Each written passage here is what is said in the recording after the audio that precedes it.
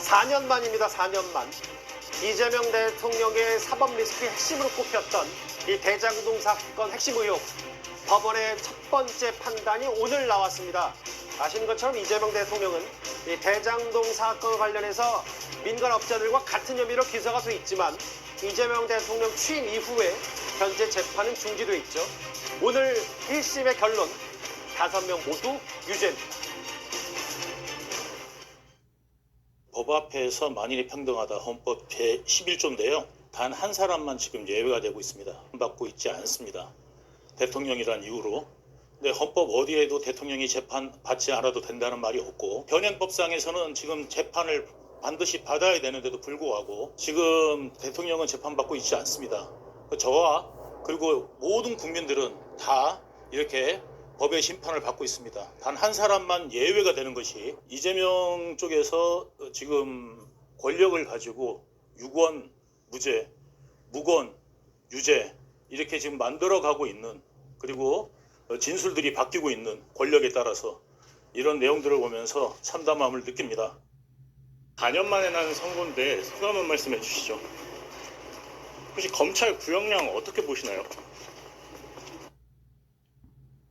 오랜만에 보는 인물들이죠. 지지난 대선 때부터 가장 큰 화두는 바로 이재명 대통령과 관련이 돼 있다던 바로 대장동 사건의 의혹이었는데 1심 결론이 나왔습니다. 호준석 대변인님. 네네. 주요 인물은 김만배, 유동규.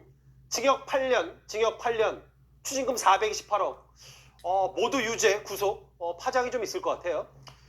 손바닥으로 하늘을 가릴 수는 없구나. 그리고 진실은 결국 밝혀지게 돼 있구나라는 것을 다시 한번 이제 깨닫게 됩니다. 결국 이 사건이 당군 이래 최대 개발 비리 사건이라고 했었던 그렇게 불렸던 사건인데 예. 오늘 5명을 전부 법정 구속했다라는 것은 예. 재판부가 그 사건의 본질을 인정했다는 얘기죠. 그만큼 매우 중대한 사건이고 더더군다나 이것이 이제 결국 민간 사업자들이 사실상 특혜 구조 속에서 그 사업자로 내정이 됐다라는 예. 것까지 인정을 했거든요. 그렇다면은 그것은 이 사람들뿐만이 아니라 그 당시에 성남시가 아주 밀접하게 관련돼 있다라는 것을 인정한 것이고. 당시 이재명 시장의 성남시 말씀하시는 겁니까? 그렇습니다. 이재명 시장이고 이제 정진상 실장은 또 별도의 재판 지금 받고 있고요. 예. 이재명 대통령은 재판이 중지돼 있지만 예. 어쨌건 이들에 대한 선고를 통해서 이 사건의 그 본질을 재판부가 판시했다라는 것이 매우 중대한 의미라고 하겠고요. 예. 이 구체적인 액수를 특정하기 어렵기 때문에 특경법상 배임은 인정하지 않고 그냥 일반 배임을 인정을 한 것으로 들었는데 예. 어쨌든 추징금이 김만배 씨의 경우 428억 원입니다. 그렇죠. 어마어마한 액수를 시민들에게 성남 도시개발공사에 손해를 끼친 거지만 그것은 결국 시민들한테 손해를 끼친 것이거든요. 예. 이 사건의 본질이 점점 드러나고 있다라고 보여집니다. 아시는 내용이지만 제가 다시 한번 상기를 시켜드릴게요. 대장동 사건. 이 사업 추진 과정에서 7천억 원대 부당이득, 4천억 원대 성남시에 손해를 끼쳤다. 배임 이겁니다. 화천대유 대주주 김만배 씨 징역 8년에 추징금 428억, 정영혁 회계사 징역 5년. 아까 화면 속의 주인공 유동규 씨, 유동규 전 본부장 징역 8년에 4억, 남욱 변호사 징역 4억, 4년, 정민영 변호사 징역 6년에 추징금 38억 원입니다. 모두 유죄, 전원 구속입니다. 다음 화면을 볼게요. 이 특혜와 배임, 이 대장동 사건의 본류를 이렇게 크게 두 가지로 나눌 수 있는데 구자원 부장님, 네. 이게 특혜 부분, 그러니까 대장동 개발 사업 과정에서 이들 민간업자가 사실상 내정돼 있다는 여러 정황이 나타나고 특혜를 입었다고 판단한다. 1심 재판부 특혜 받았다. 이걸 1심 재판부가 인정을 했어요. 그렇습니다. 이 성남도시개발공사는 성남시에 있는 토지를 개발해서 그 막대한 이득을 취할 수 있는 인허가권을 가지고 있는 기관이었습니다. 그런데 이 개발 사업자를 선정하는 과정에 이미 누군가에게 특정한 사람과 특정한 업체에게 이 개발 사업권을 주기 위해서 공모한 거 아니냐. 예. 이거에 대해서 지금 재판부가 인정을 한 겁니다. 그렇기 때문에 특혜 의혹이 특혜로 확정이 된 것이고요. 또 한 가지는 대장동 이 개발을 통해서 막대한 이익이 창출이 됐는데 원칙대로 했다라면 그 대장동이 소속돼 있는 성남시와 성남 시민들에게 돌아가야 될 막대한 혜택이 이 개발 사업을 주도한 몇몇 민간 사업자들에게 예. 막대한 이익이 돌아가게 사업 구조를 짰다. 예. 이 구조를 짜는 과정에 인허가권을 주고 있는 이 성남도시개발공사 이 개발본부장도 포함이 돼 있다. 그렇기 때문에 이 사람들은 예. 이 시쳇말로 한 통 속으로 이 대장동 비리를 저지른 것이다라는 이 재판부의 판단이 나왔다. 이렇게 볼 수 있을 것 같습니다. 그리고 돈을 마련했다. 뭐 여러 자금 명목 얘기도 했는데 일단 이번 1심 재판부의 판단, 물론 뭐 항소심, 네. 뭐 더 나아가는 대법원 판단도 남아 있겠지만 결국은 당시 지지난 대선 때 일부 여건이 얘기했던 단군 일의 최대 치적 사업이다. 이건 뭐 보기 좋게 1심 재판부가 그건 아니다라고 판시한 건 아닌지 모르겠어요. 일단 판결문을 좀 더 뜯어봐야 될 것 같기는 합니다. 다만 배임죄가 성립하기 위해서는 요건이 필요한데요. 그러니까 타인의 사물을 처리하는 자가 임무에 위배해서 그러니까 배임을 해서 손해를 끼치거나 이익을 얻었을 때 성립하는 범죄입니다. 예. 그렇기 때문에 이 재판 과정이 한 4년 정도를 끌어왔는데요. 그렇죠. 예. 그리고 뭐 재판 기일도 한 190차례가 잡혔다라고 하고 예. 기록만 25만 쪽에 육박할 정도로 방대한 재판이었거든요. 그 과정에서 정말로 배임 행위가 있었는지 그리고 고의가 있었는지 여부 그리고 배임 액수 이런 부분들에 대해서 치열한 공방이 있었던 것도 분명합니다. 그런데 중요한 건 이 배임 액수에 관해서 수사 초기 단계에서는 그 액수가 651억이다라는 이제 검찰의 주장도 있었는데 예. 이게 재판 과정에서 4,895억으로 공소장이 변경되는 부분들이 있었거든요. 예. 아마 이런 부분에 대해서는 액수가 재판 과정에서도 특정이 되지 못했던 것 같고 그렇기 예. 때문에 이제 특정 경제 가중처벌에 관한 법률에 의한 배임죄 그러니까 5억 이상 또 50억 이상일 때는 가중처벌이 되는 부분에까지는 이르지는 못한 것 같습니다. 예. 아마 그 부분은 이게 항소심에 가게 된다라고 한다면 검찰에서 좀 추가적으로 배임 액수에 대해서 특정적으로 좀 입증을 해야 될 부분이 남아있지 않나라는 생각은 들고요. 예.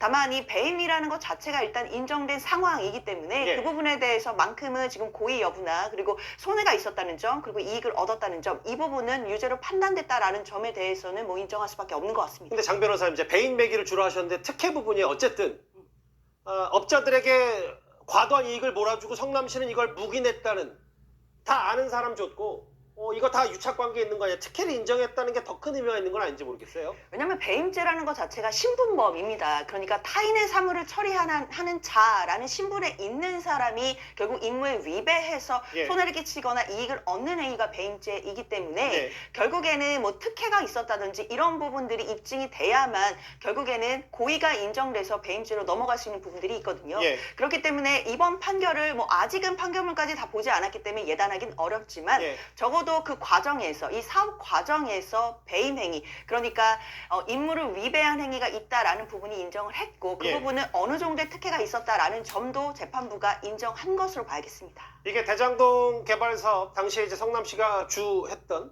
민관 합동 대장동 일당과 성남시 유착 의혹 특히 이제 당시 성남 도시개발공사 본부장이었던 유동규 전 본부장 특혜도 특혜지만 배임도 업무상 배임 혐의도 인정됐다. 박성문 비서관 생각은 어떠세요? 네, 뭐 일단은 지금 1심 결과이기 때문에 그리고 이재명 대통령과의 직접적인 연관성에 대해서는 언급됐다라고 알려진 바가 없는 상황이기 때문에 예. 뭐 법적인 사실이 다툼의 여지가 아직은 남아있다 이렇게 볼 수 있을 것 같고요. 다만 여기에 대해서 이제 사실은 유동규 씨를 제외하고는 뭐 성남시와의 어떤 불법적인 유착 가능성에 대해서 전면적으로 다 부정을 했었습니다. 예. 뭐 김만배 씨만 보더라도 이 최종 진술에서 대장동 같은 경우에는 이제 모두가 그 누구도 손해를 입지 않고 모두에게 성공적인 사업이었다 이렇게 이야기를 하기도 했었고 예. 이 외에도 이제 정영학 씨 같은 경우에도 초기에 검찰 진술을 전면적으로 반복하는 그런 일도 예. 있었거든요.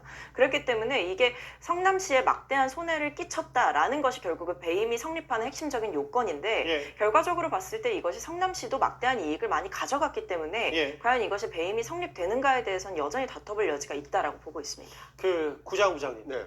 최후 진술 때 뭐라 그랬냐면 유동규 전 본부장 다 이재명 성공을 위한 일이다. 김만배 특혜 아니다. 대장동은 성공한 사업이다. 모르겠어요. 1심 판결문만 보면 그들에게는 성공한 사업일 수 있겠죠. 일당들에게는. 성남시도 막대한 이익을 얻었다. 정영학. 난 아무것도 몰랐다. 지시대로 일만 했다. 정민영. 그리고 남욱 변호사. 난 대장동 사업에서 배제가 됐다. 유동규 전 본부장만 다 이재명 성공을 위해 한 일이다.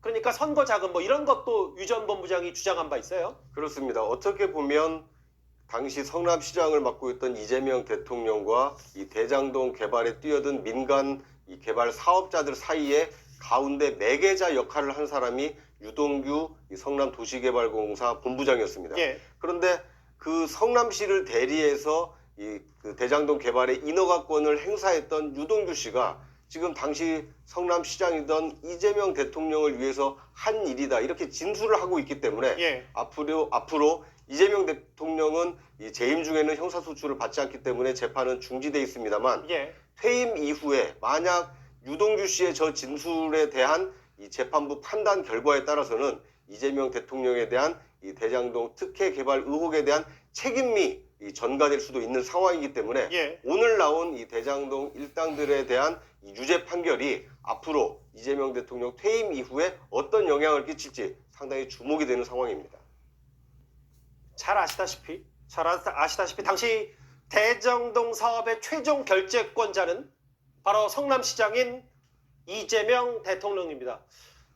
최근에 이재명 대통령이 취임 이후에 대장동을 언급한 적이 있습니다. 그 목소리 직접 한번 들어보겠습니다. 담보 방법을 잘 만들어야 될 것 같아요. 이게 못 믿거든요. 그래서 정부 당국자 입장이 바뀌면 또 제가 또 마음이 변할지도 모르잖아요. 이렇게 하면 안 되니까 SPC 구성할 때 그 우선 처분 이익 취득권을 무한군이 갖는 걸로 이렇게 하면 되죠. 원래 그렇게 하는 거예요. 이걸 제가 SPC 전문이잖아. 대장동. 내가 뭘 해먹는 전문이 아니고. 예? 그래서 거기는 처분 권한을 그쪽에 우선권을 갖는 걸로 뭐 이런 식으로 설계하면 돼요. 물론 지금 대장동 일당과 같은 혐의로 재판에 넘겨졌지만 대통령 취임 이후에 재판은 일단 중지된 상태입니다. 호준석 대변인. 네네.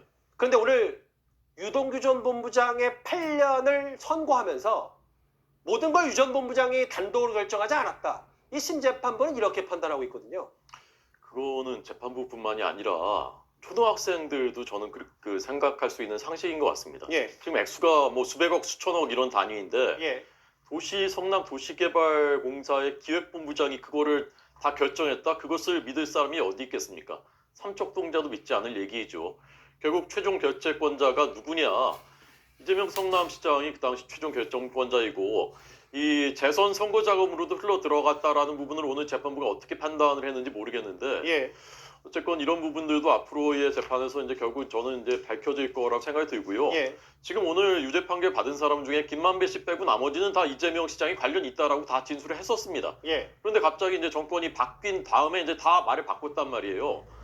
정영학, 남욱, 그다음에 정민용 세 사람이 말을 바꿨는데 정권 바뀐 다음에 대통령을 위해서 진술을 바꾼 거 그것을 믿는 사람이 사실 누가 있겠습니까? 그렇다면 진실은 사실상 드러난 것이라고 보고 예. 결국 앞으로 정진상 실장의 재판 그리고 언젠가는 다시 시작될 이재명 대통령에 대한 재판을 통해서 결국 진실이 밝혀질 것이다라고 생각합니다. 장윤주 변호사님, 사실 야당에서는 재판 재임 중에도 재판이 이어져야 된다, 진행돼야 된다는 야당을 주장을 하고 있는데 언제 진행될지는 저도 잘 모르겠는데 다만 이 대장동 본류 재판 유동규, 김만배 다 징역 8년 이재명 대통령에게 매우 불리하게 돌아가는 건 아닙니까? 그렇게 단정하기는 어려울 것 같습니다. 일단 지금 민간업자들에게 주로 나온 선고라고 봐야 될 것 같고 예. 또 1심 선고에 지나지 않기 때문에 아마 또 항소를 하게 된다라고 한다면 법리적으로 또 치열하게 다툴 부분이 있다라고 보입니다. 특히 배임죄 같은 경우에는 사실상 그 요건이 좀 모호하다라는 지적들이 있고 이 배임의 고의를 판단하는 것이 사실은 종이 한 장 차이이기도 합니다. 예. 그러니까 사업적인 판단 또는 경영상의 판단이었는지 아니면 손해를 끼치기 위한 배임의 고의로 한 판단이었는지 이런 부분들을 판단하는 것은 사실상 굉장히 또 치밀한 영역이고 또 예. 어느 때는 굉장히 모호한 경계선에 있기도 합니다. 예. 따라서 아마 항소심에 가서도 법리적으로 크게 다툼이 저는 있을 거다라는 생각도 들고요. 예. 뿐만 아니라 뭐 이재명 대통령과의 관련된 부분도 판결에 언급된 것이 뭐 전혀 없는 상황이기 때문에 예. 지금 이번 사건 또 이번 판결을 놓고 또는 이제 항소심 재판이나 이런 과정들을 두고 바로 이재명 대통령 사건과 직접적으로 연결있다거나 또는 영향이 있다거나 이렇게 보긴 부족할 것 같습니다. 재판부 1심 재판부는 유동규, 김만배 두 사람에게 징역 8년, 특히 이제 428억 김만배 씨에게는 추징금을 선고하면서 수뇌부라는 건 바로 이재명 시장, 이재명 당시 성남시장의 성남시겠죠. 수뇌부 결정 때 중간 관리 역할을 한 점이 있고 그리고 그 바로 직전, 지금 그 바로 직전 자막도 한번 다시 부탁드릴게요. 재판부 판단 중에는 모든 걸 단독으로 결정할 위치가 아니다라는 재판부의 판단.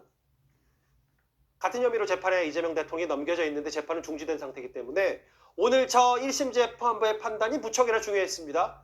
5명 모두 법정 구속, 유죄. 저희가 준비한 첫 번째 소식이었습니다.